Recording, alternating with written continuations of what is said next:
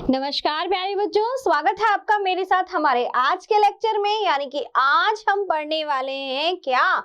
आज हम पढ़ने वाले हैं अभिक्रिया के वेग को प्रभावित करने वाले कारक। हमारा चैप्टर क्या चल रहा है? चैप्टर है हमारा रासायनिक बलगतिकी यानी कि केमिकल काइनेटिक्स। पिछले वाले लेक्चर में हमने समझा किसके बारे में? केमिकल काइनेटिक्स यानी कि रासायनिक बल गतिकी किसे कहते हैं, और उसमें हमने पढ़ा था अभिक्रिया का वेग, रेट ऑफ रिएक्शन। तो मुझे लगता है कि आप सबको समझ में आ गया होगा मैंने क्या समझाया था। अभिक्रिया का वेग क्या होता है ये आपको मैंने बताया था। बताइए क्या होता है? अभिक्रिया का वेग से मतलब है इकाई समय में किसी भी अभिक्रिया के लिए उसके उत्पाद या क्रिया कारक की सांद्रता में जो परिवर्तन होता है वही क्या है? अभिक्रिया का वेग यानी कि रेट ऑफ रिएक्शन। ठीक है, आज हम क्या पढ़ेंगे? आज हम पढ़ेंगे, जैसा कि मैंने आपको बताया, कि अभिक्रिया के वेग को प्रभावित करने वाले कारक। अब क्या मीनिंग है अभिक्रिया के वेग को प्रभावित करने वाले कारक से? इसका मतलब क्या है? इसका मतलब यह है कि अभिक्रिया का वेग कब कम होगा और कब ज्यादा होगा, यानी अभिक्रिया का वेग कब कम होगा और कब ज्यादा होगा, वो हम पढ़ेंगे किसमें? अभिक्रिया के वेग को प्रभावित करने वाले कारकों में। भाई ऐसे कौन से फैक्टर्स है, ऐसे कौन से कारक हैं जो प्रभावित कर रहे हैं अभिक्रिया के वेग को, जिससे अभिक्रिया का वेग बढ़ेगा भी और कम भी होगा।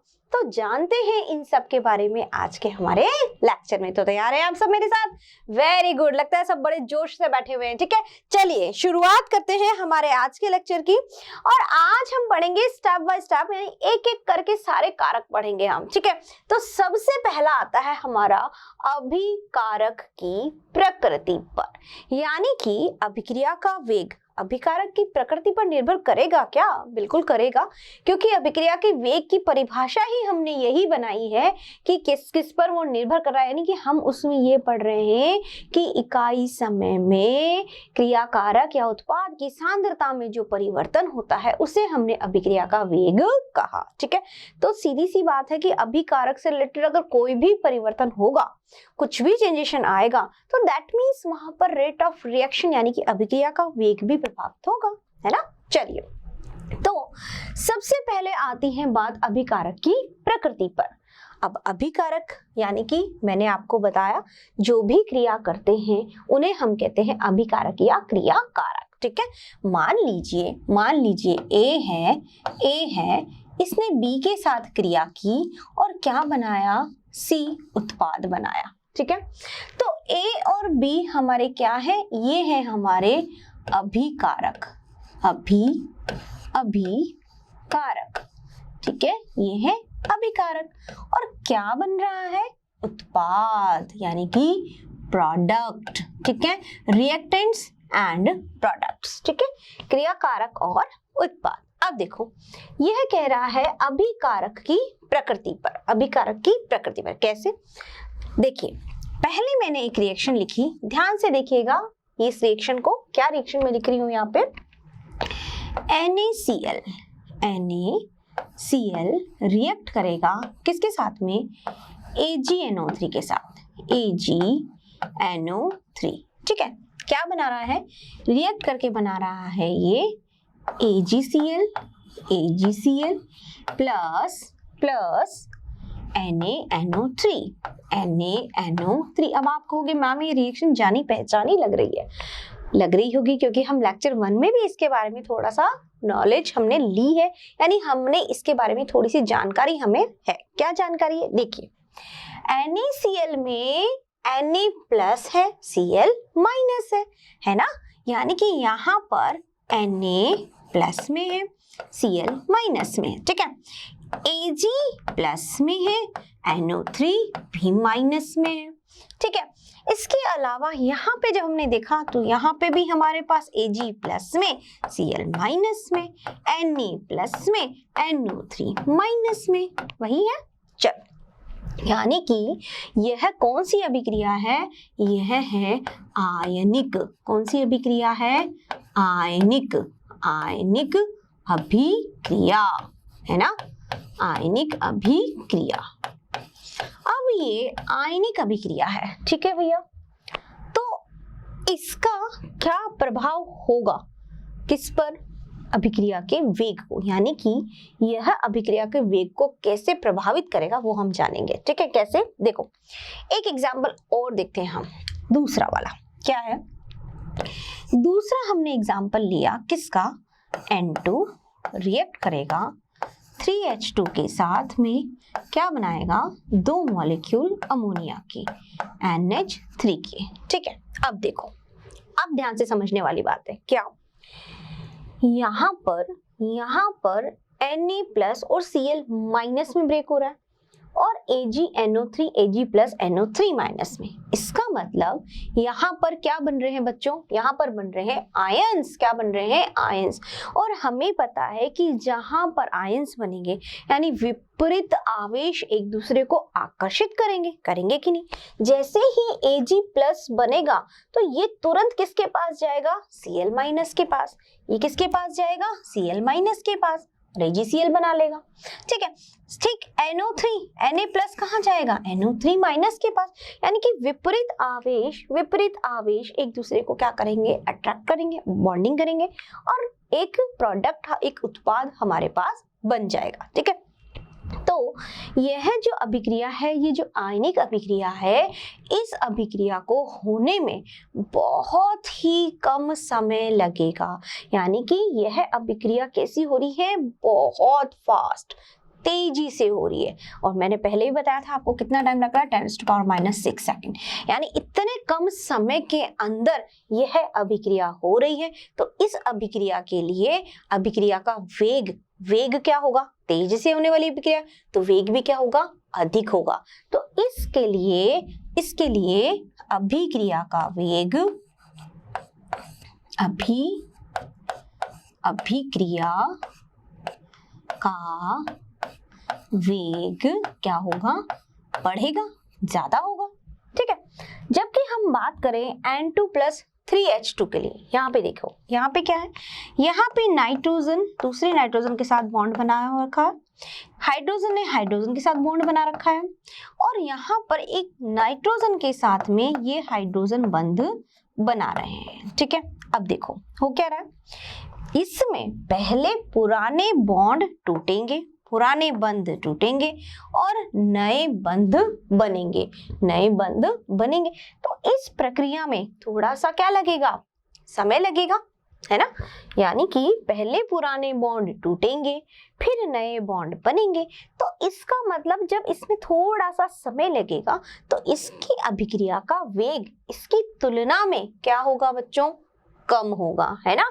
तो यहाँ पर अभिक्रिया का वेग, अभिक्रिया का वेग इसके लिए क्या होगा? कम होगा। ठीक है, एरो ऊपर जाता है तो ज्यादा, एरो नीचे जाता है तो कम। तो इसके लिए अभिक्रिया का वेग जो है वो कम होगा कंपैरेटिवली इसके। यह एक आयनिक अभिक्रिया है। जबकि यहाँ पर ये कौन से बंध बना रहा है? यहाँ पे ये है सहसंयोजी। क्या है? सहसंयोजी। ठीक है, या फिर हम कह सकते हैं आणविक। ठीक है, तो यहाँ पर सहसंयोजी बंध बना तो पहले बॉन्ड टूटेंगे, फिर नए बॉन्ड या नए बंध बनेंगे। तो अगर हम तुलना करें यहाँ पर तो पहले वाली अभिक्रिया की तुलना में दूसरी वाली अभिक्रिया के लिए अभिक्रिया का वेग कम होगा और इसके लिए अभिक्रिया का वेग अधिक होगा क्योंकि बहुत तेजी से होने वाली अभिक्रिया है। ठीक है, तो कहने का मीनिंग क्या है कि अभिकारक की प्रकृति, यह अभिकारक ही है जो हमारे रिएक्शन में पार्टिसिपेट कर रहे हैं, है ना? दीज आर द रिएक्टेंट्स है। तो अभिकारक जो है, ये जो पार्टिसिपेट कर रहे हैं रिएक्शन में, ये अभिकारक जो है इनकी प्रकृति पर ही तो निर्भर कर रहा है कि अभिक्रिया का वेग कब कम हो रहा है और कब ज्यादा हो रहा है। भाई अगर यह आयनिक प्रकृति के हैं तो उस केस में अभिक्रिया का वेग बढ़ रहा है। भाई आयंस बन गया, फटाफट प्लस माइनस बने, उसने दूसरे को अटैक किया और बॉन्डिंग कर ली।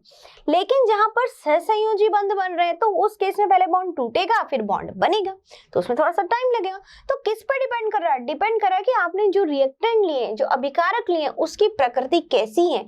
वो आयनिक बॉन्ड बना रहा है, वो कोवेलेंट बॉन्ड बना रहा है, कौन से ऐसे तरह के बॉन्ड बना रहा है ना। तो इस तरह से हम कह सकते हैं कि अभिकारक की प्रकृति पर अभिक्रिया का वेग निर्भर करता है। ठीक है, तो अभिकारक की जैसी प्रकृति होगी अभिक्रिया का वेग वैसे ही कम और ज्यादा होगा। ठीक है, तो पहला फैक्टर तो ये था कि अभिकारक की प्रकृति पर किस तरह से अभिक्रिया का वेग निर्भर करेगा। आगे समझ में बात। चलिए अगला शुरू करें।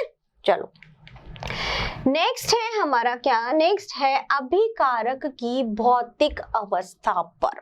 ठीक है, अब देखो आप जो भी रिएक्टेंट्स ले रहे हो उसकी भौतिक अवस्था कौन कौन सी होती है। भौतिक अवस्था के आते ही हमारे दिमाग में एक ही चीज जो है वो क्लिक करती है। क्या क्लिक करती है? हमारे माइंड में आता है क्या? ठोस, द्रव और गैस, है ना।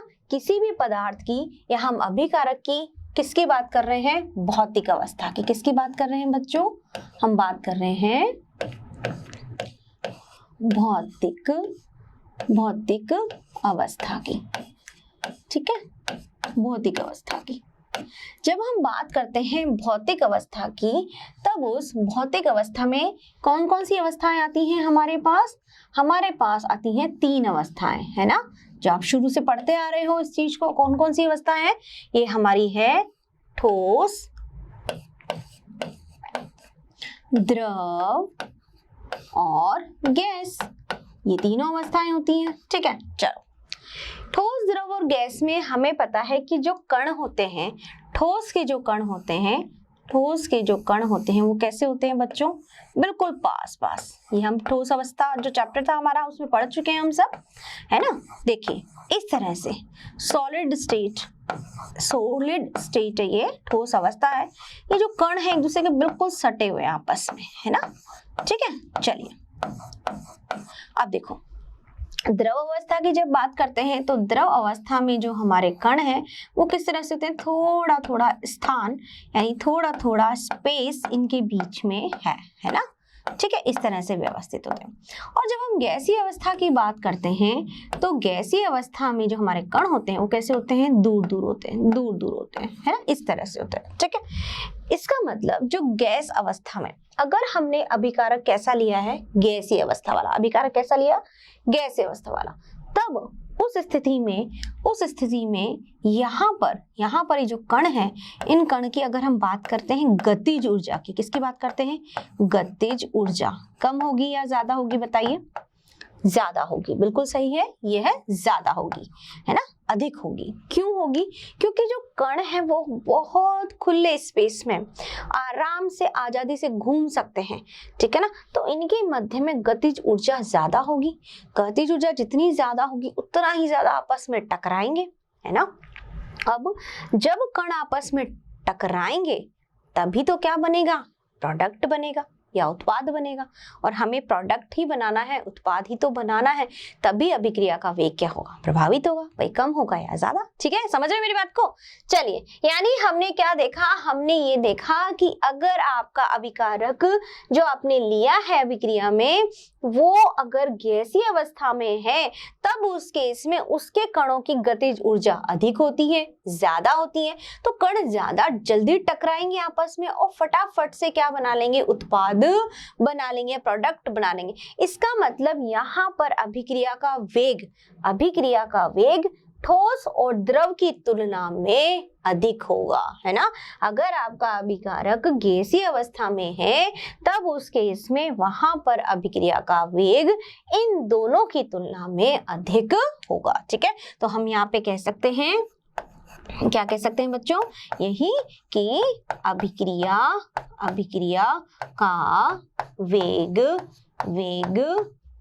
बढ़ेगा, अभिक्रिया का वेग भी बढ़ेगा। यानी कि गतिज ऊर्जा अधिक है तो अभिक्रिया का वेग भी बढ़ेगा। अभिक्रिया का वेग क्यों बढ़ेगा? क्योंकि फटाफट रिएक्ट करेंगे, रिएक्टेंट्स क्रियाकारक या अभिकारक आपस में जल्दी रिएक्ट करेंगे और फटाफट से प्रोडक्ट या उत्पाद बना देंगे। तो अभिक्रिया जितनी जल्दी होगी कि अभिक्रिया का वेग भी उतना ही क्या होगा? अधिक होगा ना, फटाफट रिएक्शन पॉसिबल हो गई है। तो ठोस और द्रव की तुलना में अगर हम बात करें तो सबसे ज्यादा किसका होगा? हमारी गतिज ऊर्जा किसकी ज्यादा हुई? गैस की। ठीक है, इससे कम ठोस की। ठीक है, क्लियर। तो ये बात हुई हमारे अभिकारक की भौतिक अवस्था की, यानी कि कहने का मतलब क्या है, कहने का मीनिंग ये है कि अभिकारक की भौतिक अवस्था पर भी क्या निर्भर कर रहा है, अभिक्रिया का वेग। वही तो पढ़ रहे हैं हम कि अभिक्रिया के वेग को कौन कौन से कारक हैं जो इफेक्ट कर रहे हैं, यानी किस वजह से अभिक्रिया का वेग बढ़ रहा है या कम हो रहा है। ठीक है, समझ में आ गया। चले आगे, चलिए। तो नेक्स्ट अगला है हमारा अभिकारक के पृष्ठीय क्षेत्रफल पर। तो अभिकारक के पृष्ठीय क्षेत्रफल पर कैसे, यानी कि जो आपने अभिकारक लिया है, ठीक है, अभिकारक आपने अलग अलग तरह से लिया। कैसे अलग अलग तरह से, मान लीजिए एक आपने लिया अभिकारक किस तरह से, क्रिस्टल यानी कि एक क्यूबिक फॉर्म में। ठीक है, यानी कि इस तरह से हम कह सकते हैं, ये जो हम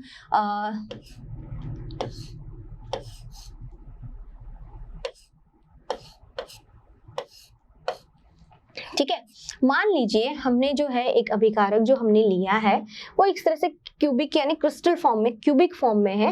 एक आपने यानी कि ये है पूरे ठोस, इस तरह से ठोस में है पूरी तरह से। ठीक है तो दूसरी भी ठोस अवस्था, लेकिन हमने क्या कर लिया, इसको, इस अभिकारक को इस तरह से एक किस अवस्था में ले लिया, यहाँ पे पाउडर फॉर्म में, यानी हम कह सकते हैं चूर्ण फॉर्म में, चूर्ण या फिर पाउडर फॉर्म में, पाउडर।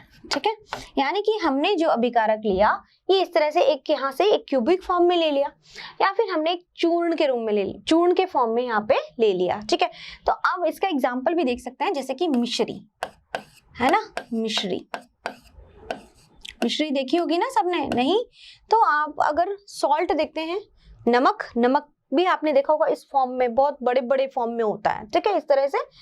या फिर एक आप देखते हैं शक्कर, उसको आपने बिल्कुल अच्छा बारीक पीस दिया। ठीक है, शक्कर, यहाँ पे शक्कर, और ये शक्कर कैसी हुई है, पिसी हुई है, पिसी हुई है ना, एकदम पीस दिया बारीक, पिसी हुई।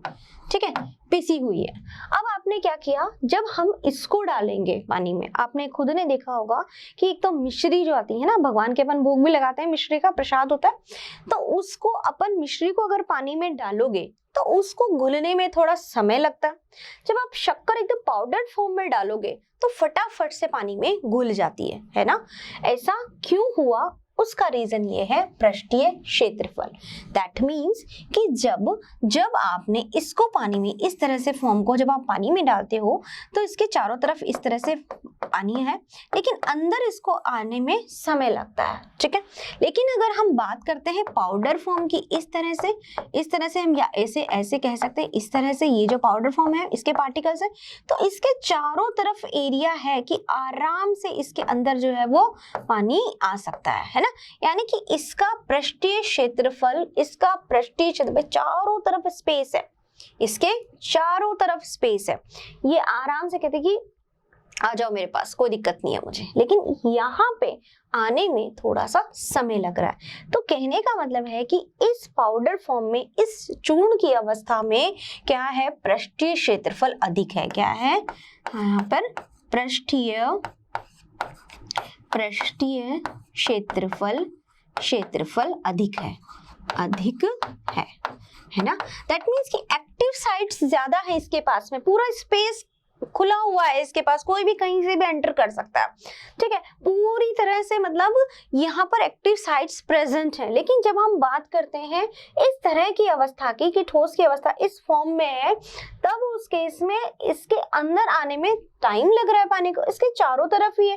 तो यहाँ पर जब हम बात करें तो पृष्ठीय क्षेत्रफल कम है अभिक्रिया करने के लिए, जबकि यहाँ पर पृष्ठीय क्षेत्रफल अधिक है, चारों तरफ से अभिक्रिया हो सकती है, मतलब सब तरफ से रिएक्ट करेगा। तो कहने का मतलब क्या है बच्चों की, इस अवस्था में जब हम बात करते हैं तब क्या होगा, इस अवस्था के लिए अभिक्रिया का वेग क्या होगा, अधिक।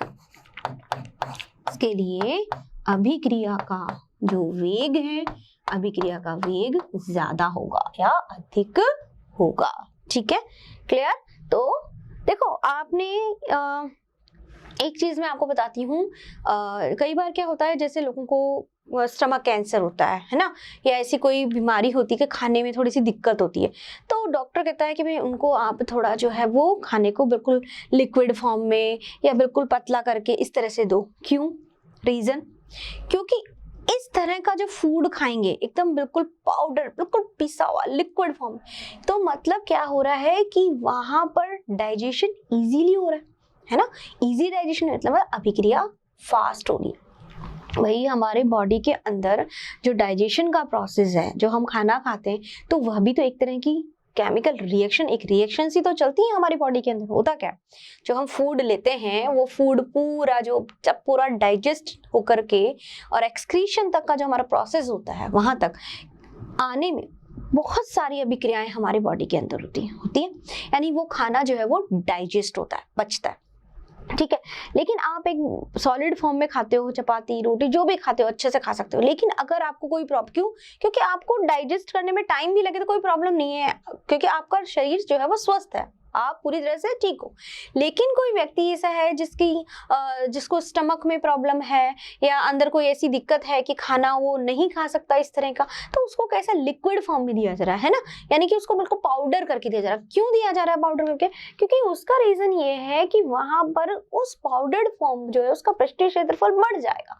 उसका क्षेत्रफल बढ़ गया, दैट मीन्स खाना इजीली फटाफट डाइजेस्ट हो जाएगा, फटाफट सारा प्रोसेस हो जाएगा, यानी उसको उस व्यक्ति को मतलब खाना इजीली मिल गया। जहां वो नहीं खा पा रहा था, हार्ड फॉर्म थी, बहुत दिक्कत थी, उसको पाउडर फॉर्म में मिला, पृष्ठीय क्षेत्रफल बढ़ा, तो अभिक्रिया कैसी हुई? अभिक्रिया फास्ट हुई, है ना, यानी तेजी से हुई।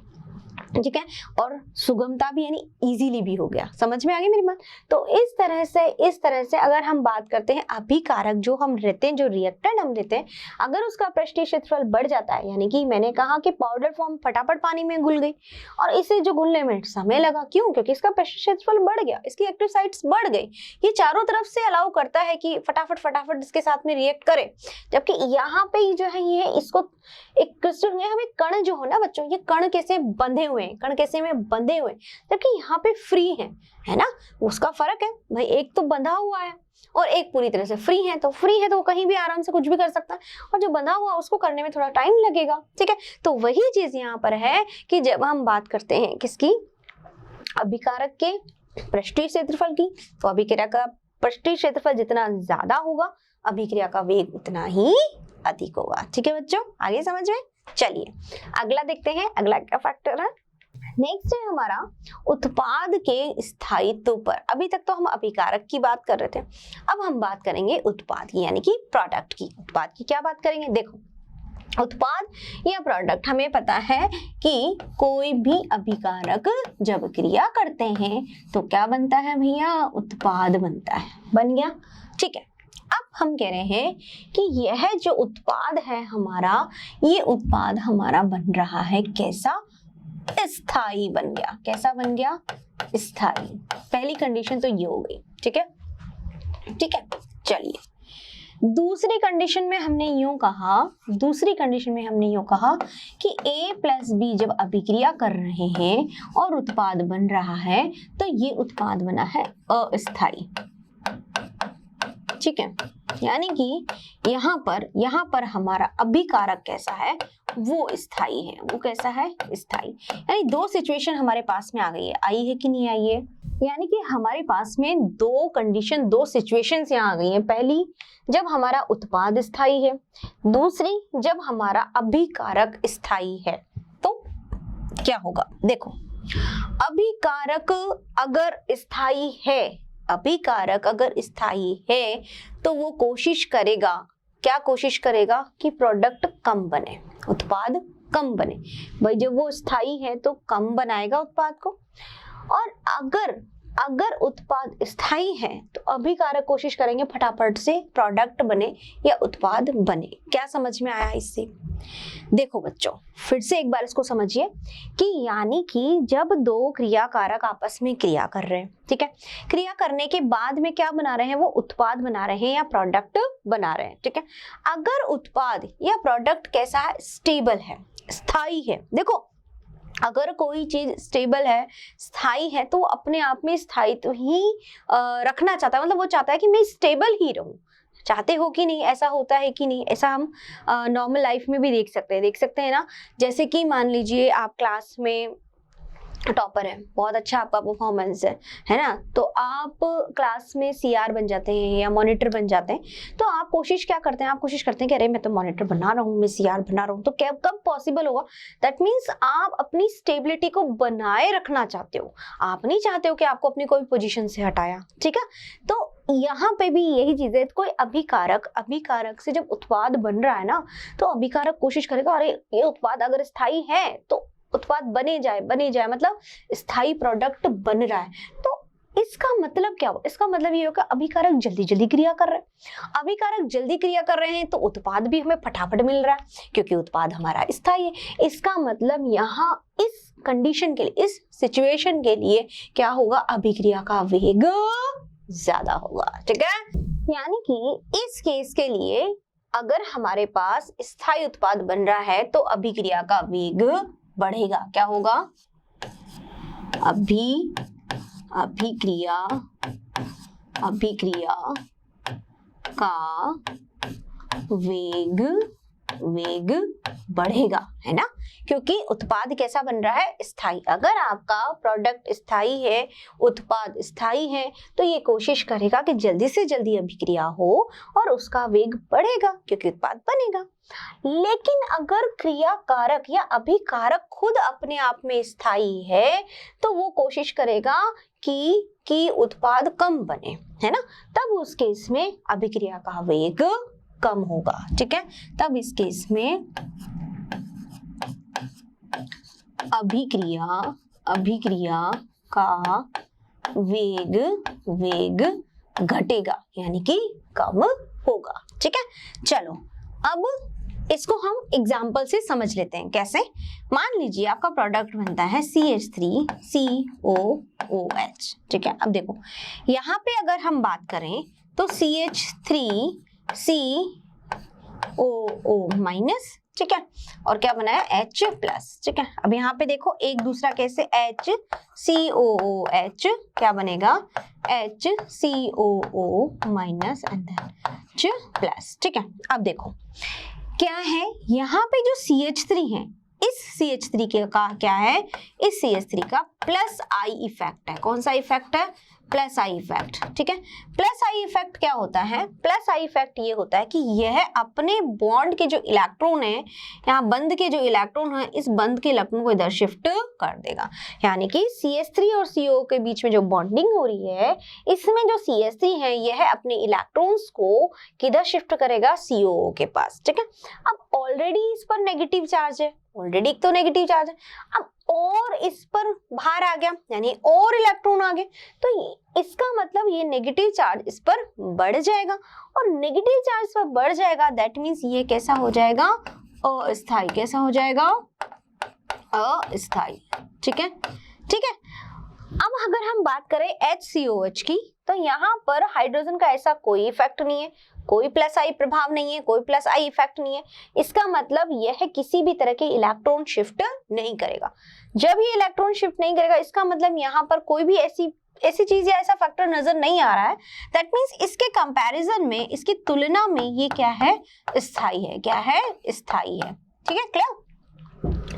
यानी कि कहने का मतलब क्या है कि अगर आपका प्रोडक्ट क्या है, स्टेबल है, स्थायी है, तो इसके लिए अभिक्रिया का वेग बढ़ेगा, है ना। अभिक्रिया का वेग क्या होगा, अधिक होगा, ठीक है। और जब हम बात कर रहे हैं इसमें, ये अस्थायी क्योंकि प्लस आई इफेक्ट दे रहा है, तो यहाँ पर अभिक्रिया का वेग घटेगा, यानी कि कम होगा, ठीक है। तो जितना ज्यादा आपका प्रोडक्ट स्टेबल होगा, उत्पाद स्थायी होगा, उस केस में अभिक्रिया का वेग बढ़ेगा, अभिक्रिया का वेग बढ़ेगा, दोनों केस में देख लीजिए, उत्पाद स्थायी है, अभिक्रिया का वेग बढ़ रहा है, ये स्थायी है, अभिक्रिया का वेग बढ़ रहा है, रिएक्शन फटाफट होगी, है ना। लेकिन अगर आपका उत्पाद स्थायी नहीं है, अस्थायी है, यानी कि आपका अभिकारक ज्यादा स्थायी है, तो अभिक्रिया का वेग कम हो जाएगा। भाई जब ये अपने आप में स्टेबल है तो क्यों कोशिश करेगा कि ये उत्पाद बनेंगे, अपने स्थायित्व को बनाने की कोशिश करेगा। तब इसीलिए वहां पर अभिक्रिया का वेग कम हो जाने की अभिक्रिया धीरे धीरे आराम आराम से होगी, ठीक है। तो ये हमारी बात थी किसके बारे में, उत्पाद के स्थायित्व के बारे में, यानी प्रोडक्ट की स्टेबिलिटी के बारे में, ठीक है। चलिए अगला फैक्टर क्या है, नेक्स्ट अगला फैक्टर क्या है, अगला हमारा है कारक, वो है प्रकाश की तीव्रता, ठीक है। तो क्या प्रकाश की तीव्रता पर भी अभिक्रिया का वेग निर्भर करता है? बिल्कुल करता है। कैसे, देखो एक अभिक्रिया हमने लिखी, कैसे अभिक्रिया हमने लिखी H2 प्लस Cl2, ठीक है, H न्यू और क्या बना 2HCl, ठीक है। तो जब हम प्रकाश की तीव्रता की बात करते हैं तो प्रकाश में क्या है, विद्युत चुंबकीय तरंगे, ठीक है। और यहाँ पर जो एनर्जी होती है वो किसकी फॉर्म में होती है, फोटोन के फॉर्म में, हमें पता है। यानी कि यहाँ से जो एनर्जी निकलती है वो फोटोन के पैकेट्स के रूप में निकलती है, यानी पैकेट जिन्हें हम फोटोन कहते हैं। तो ई एनर्जी किसके समानुपाती होती है, प्रकाश की तीव्रता बात करते हो ई समानुपाती है न्यू के, ठीक है। और ई बराबर क्या होगा, ई बराबर एच, कांस्टेंट हो जाएगा एच न्यू, ठीक है। तो यहाँ पे एच न्यू क्या है, प्रकाश की तीव्रता। और प्रकाश की तीव्रता से अभिप्राय क्या हुआ कि फोटोनों की संख्या बढ़ रही है या कम हो रही है। तो अगर हम प्रकाश की तीव्रता बढ़ाते हैं, प्रकाश की तीव्रता बढ़ाने से मतलब है फोटोनों की संख्या को बढ़ाना। भाई जो विद्युत चुंबकीय तरंगे हैं उससे जो ऊर्जा मिलती है, जो एनर्जी मिलती है, वो किसके रूप में होती है, फोटोन के रूप में। पैकेट्स होते हैं एनर्जी, इसलिए फोटोन नाम दिया गया।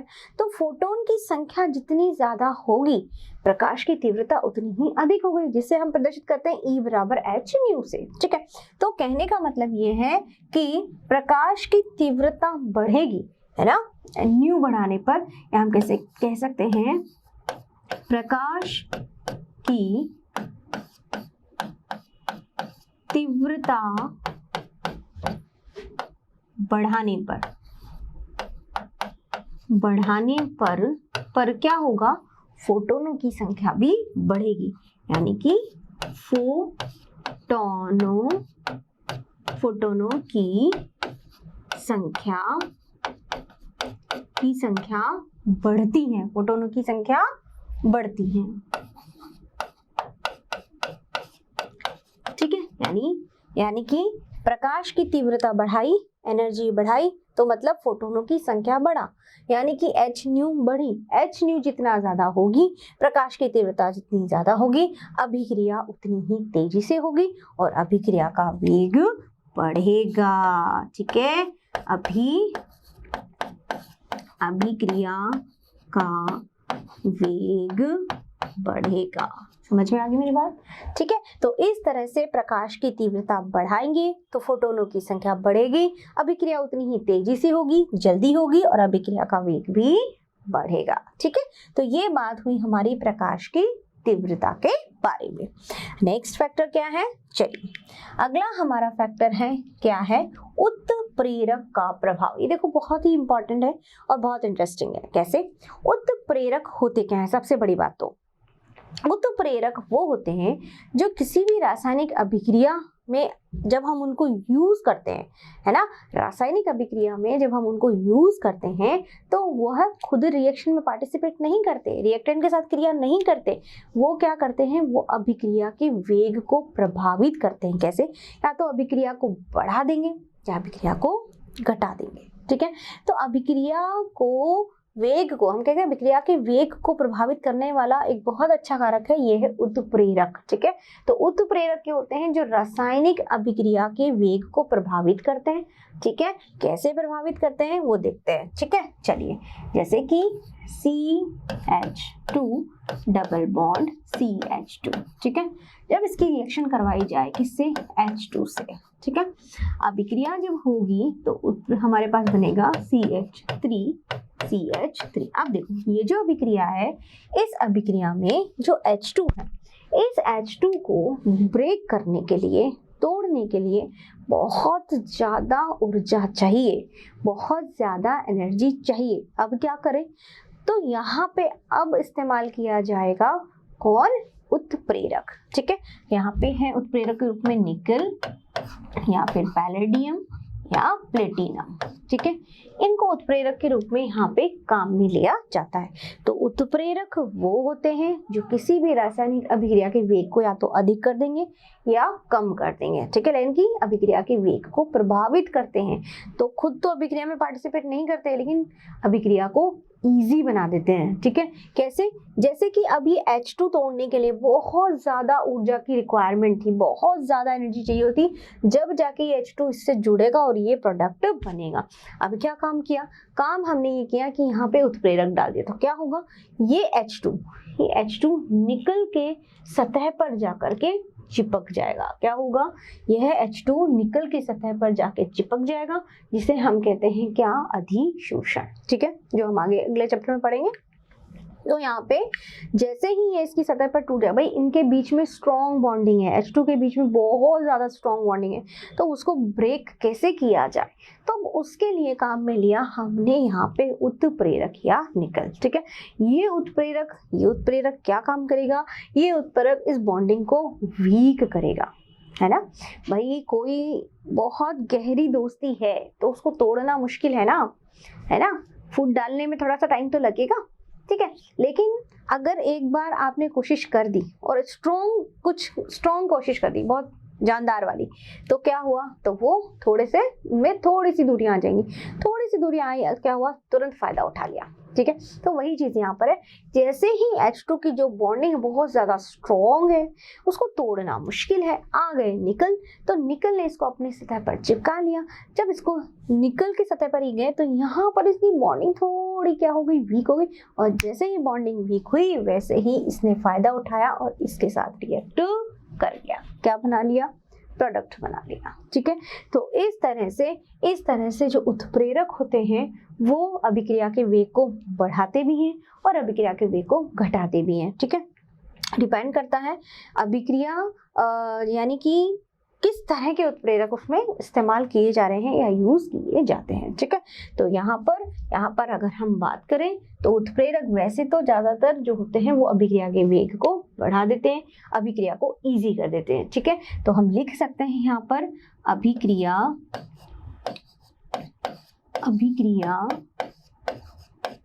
के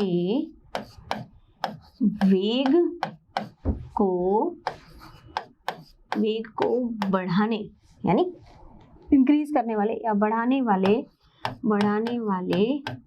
उत्प्रेरक क्या कहलाते हैं, धनात्मक उत्प्रेरक। कौन से, धनात्मक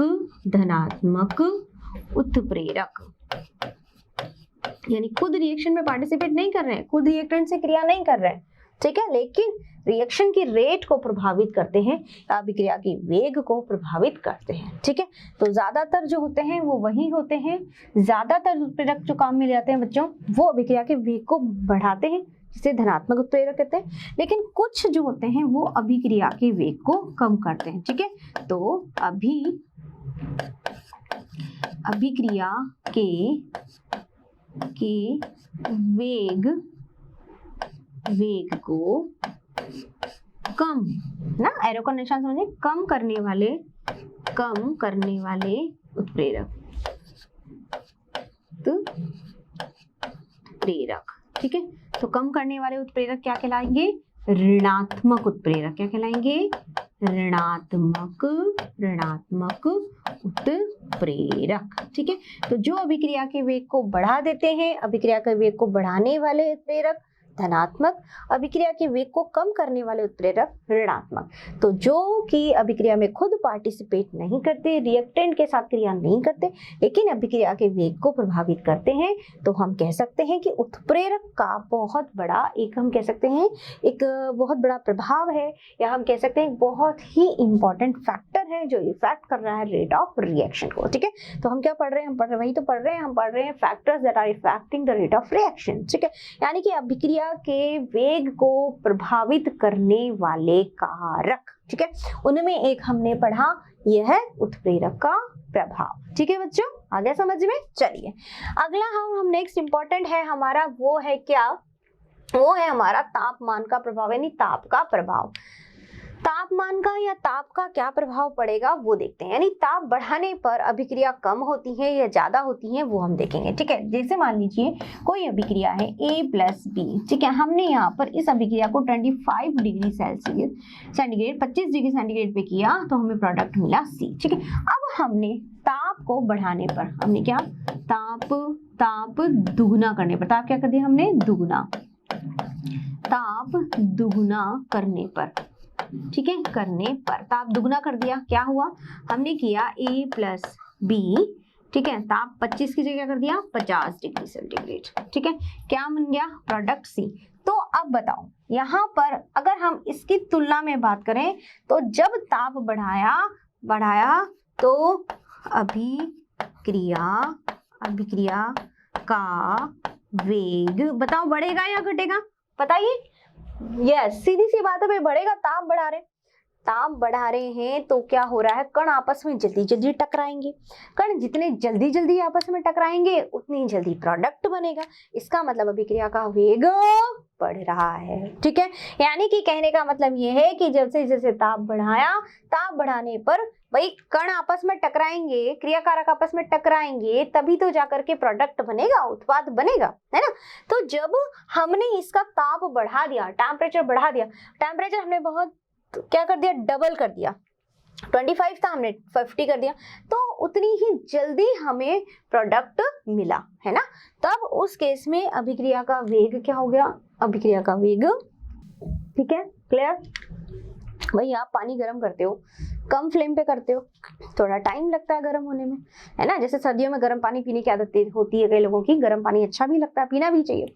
तो क्या करते हैं कि कई लोग जैसे टाइम नहीं है, बहुत जल्दी चाहिए, तो फटाफट क्या करते हो, गैस की फ्लेम तेज कर देते हो, तो उतनी ही जल्दी गर्म पानी मिलता है ना। तो कहने का मतलब है कि अभिक्रिया जहां समय लग रहा था, टेम्परेचर कम था, टेम्परेचर आपने बढ़ाया, टेम्परेचर बढ़ाते ही पानी फटाफट गर्म हो गया, तो मतलब अपने उसको यूज कर ले।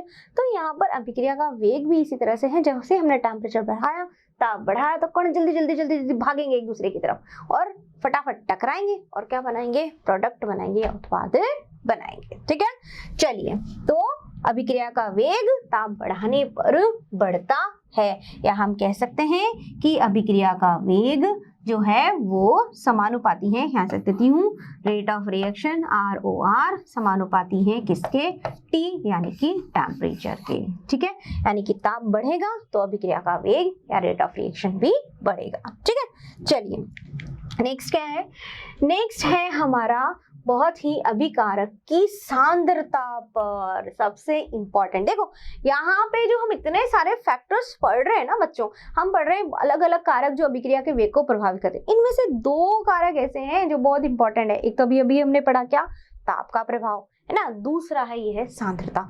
ये बहुत इंपॉर्टेंट है और इसी से ही हमारा चैप्टर आगे चलेगा। ठीक है, यही चीजें हमें आगे पढ़नी है। देखिए मेरा क्या, अब ये क्या है, अभिकारक की सांद्रता पर। अब ये तो वाकई में बहुत इंपॉर्टेंट है। क्यों इंपॉर्टेंट है, क्योंकि हमारी जो अभिक्रिया के वेग की जो परिभाषा है वो इसी से ही तो रिलेटेड है। हमने क्या पढ़ा, हमने पढ़ा, देखो बार बार मैं आपको रिकॉल करा रही हूँ, याद करा रही हूँ, आपको बिल्कुल दिमाग में सेट हो जानी चाहिए अभिक्रिया के वेग की क्या परिभाषा है। ठीक है, इकाई समय के साथ अभिकारक या उत्पाद की सांद्रता में जो परिवर्तन होता है वही क्या है, अभिक्रिया का वेग।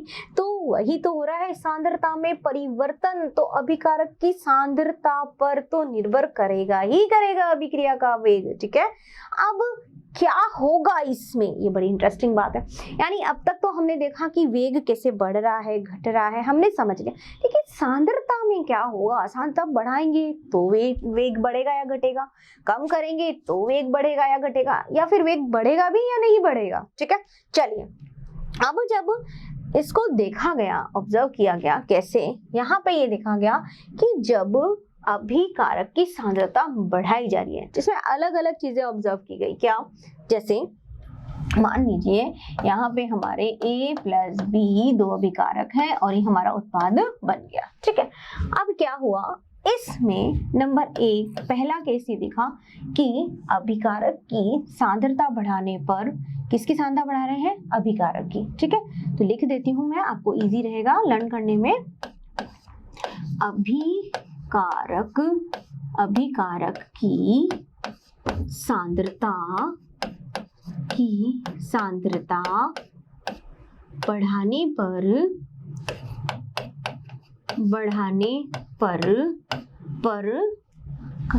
ROR यानी कि रेट ऑफ रिएक्शन बढ़ता है। एक तो ये केस देखा। दूसरा नंबर 2, अभिकारक की सांद्रता बढ़ाने पर ROR यानी रेट ऑफ रिएक्शन कम हो रहा है। इट्स वेरी स्ट्रेंज, यानी कहीं पर तो किसी रिएक्शन के लिए कहीं पर तो सांद्रता बढ़ा रहे हैं तो वेग बढ़ रहा है, कहीं पर वेग बढ़ा रहे हैं मतलब सांद्रता बढ़ा रहे हैं पर वेग घट रहा है यानी कि कम हो रहा है, और कहीं पे ये देखा कि सांद्रता बढ़ाने पर वेग यानी कि ROR पर कोई प्रभाव नहीं। ऐसा क्यों है ना? या फिर देखा कि सभी हम कह सकते हैं सभी क्रियाकारक अभिकारकों की सांद्रता का ROR यानी सभी की बात करें तो यहाँ पर जैसे A + B दोनों है तो दोनों की बात करें तो हम ये कहेंगे कि दोनों की सांद्रता से ही वेग प्रभावित होगा, नहीं, यानी कि सभी अभिकारकों की सांद्रता का ROR पर प्रभाव नहीं है ना, यानी कोई इफेक्ट नहीं। दैट मीन्स कहने का मतलब है कि सिर्फ A पर निर्भर है ना, A पर निर्भर, यानी कि B पर नहीं। यानी कि कहने का मतलब ये है कि अगर A की सांद्रता बढ़ाई, अगर A की सांद्रता में परिवर्तन करते हैं तब रेट ऑफ रिएक्शन इफेक्ट होता है, लेकिन अगर B की सांद्रता को हम करते हैं कुछ भी चेंज तो कोई भी फर्क नहीं पड़ रहा है। कहने का मतलब है कि सारे ही अभिकारक की सांद्रता का प्रभाव नहीं है कि सारे ही अभिकारकों की सांद्रता का प्रभाव पड़ रहा है, कुछ सिर्फ A पर तो निर्भर है। कौन? ROR। A पर क्या निर्भर है? यहाँ पे किसकी बात कर रहे हैं? ROR की, रेट ऑफ रिएक्शन की। ठीक है, यानी कि सिर्फ A पर निर्भर है। कौन? ROR। B पर नहीं, यानी रेट ऑफ रिएक्शन A से इफेक्ट हो रहा है अगर A की सांद्रता बढ़ा रहे हैं, घटा रहे हैं, जो भी कर रहे हैं, लेकिन B की सांद्रता बढ़ाने या घटाने पर अभिक्रिया के वेग पर कोई प्रभाव नहीं पड़ता। तो इस तरह के अलग अलग केसेस सामने आए कि कभी तो अभिक्रिया का वेग बढ़ा रहे हैं तो रेट ऑफ रिएक्शन बढ़ रहा है, कभी बढ़ा रहे पर रेट ऑफ रिएक्शन तो कोई इफेक्ट नहीं हो रहा, कहीं पर कम हो रहा है, कहीं पर देखा तो हमने एक ही क्रियाकारक की सांद्रता पर निर्भर कर रहा है, दोनों की पर नहीं कर, यानी कि सारे ही अभिकारकों की बात करें तो सभी अभिकारकों की सांद्रता का प्रभाव, सांद्रता का ROR पर प्रभाव नहीं है। अब ऐसा क्यों है, ऐसा किस लिए है, ये हम जानेंगे हमारे अगले लेक्चर में। यानी इससे रिलेटेड हम क्या पढ़ेंगे? इससे रिलेटेड हम पढ़ेंगे बहुत ही इंटरेस्टिंग, और वो है वेग नियम। यानी ऐसा क्यों होता है, इसकी जानकारी हमें देगा वेग नियम या वेग व्यंजन या दर नियम। ठीक है, तो वेग नियम और दर नियम से हमें यह पता चलेगा कि ऐसा क्यों हो रहा है, इसका रीजन क्या है। ठीक है, तो वेग नियम हमें क्या बताता है बच्चों, वेग नियम हमें अभिक्रिया के वेग पर अभिकारक की सांद्रता का प्रभाव क्या है उसको समझाता है। ठीक है, तो हम ये कह सकते हैं कि अभिकारक की सांद्रता से वेग कैसे प्रभावित होगा, यह हमें बताएगा वेग नियम, जो हम पढ़ेंगे हमारे अगले लेक्चर में। ठीक है बच्चों, तो यह सारी बातें थी हमारे आज की, यानी आज हमने बहुत सारी चीजें पढ़ ली। क्या पढ़ा आज हमने, पढ़ा बच्चों अभिक्रिया के वेग को प्रभावित करने वाले कारक। ठीक है, तो अभिक्रिया के वेग को अलग अलग तरह के जितने भी कारक थे हमने सब पढ़ लिए आज, ताकि कहीं से कोई भी प्रश्न आए तो हमारा आंसर नहीं छूटना चाहिए। ठीक है बच्चों, तो ये बातें थी हमारे आज की अभिक्रिया के वेग को प्रभावित करने वाले कारकों की। दो इंपॉर्टेंट है इसमें, ताप और सांद्रता, और हम इन्हीं को लेकर के चैप्टर को आगे बढ़ेंगे। ठीक है, तो नेक्स्ट लेक्चर में तैयार रहिएगा मेरे साथ पढ़ने के लिए क्या, सांद्रता का प्रभाव यानी कि वेग नियम को। ठीक है बच्चों, तो आज के लिए इतना ही, और बने रहिए मेरे साथ मोशन के साथ, और मोशन लर्निंग ऐप डाउनलोड करना मत भूलिएगा, क्योंकि वहीं से आपको इसकी जीपीपी मिलेगी। ठीक है, और इसके सारे आपको जो भी नोट्स हैं वो सब अवेलेबल हो जाएंगे। ठीक है बच्चों, तो इतना ही आज के लिए, धन्यवाद दीजिए मुझे, थैंक यू। आशा करता हूं हमारे टॉप एजुकेटर का यह लेक्चर आपको पसंद आया होगा। अगर पसंद आया है तो वीडियो को लाइक करिए, चैनल को सब्सक्राइब करिए और शेयर भी करिए, क्योंकि ज्ञान बांटने से बढ़ता है और सही बताऊं तो पुण्य भी मिलता है। मुझे सुनने के लिए बहुत बहुत धन्यवाद। Thank you.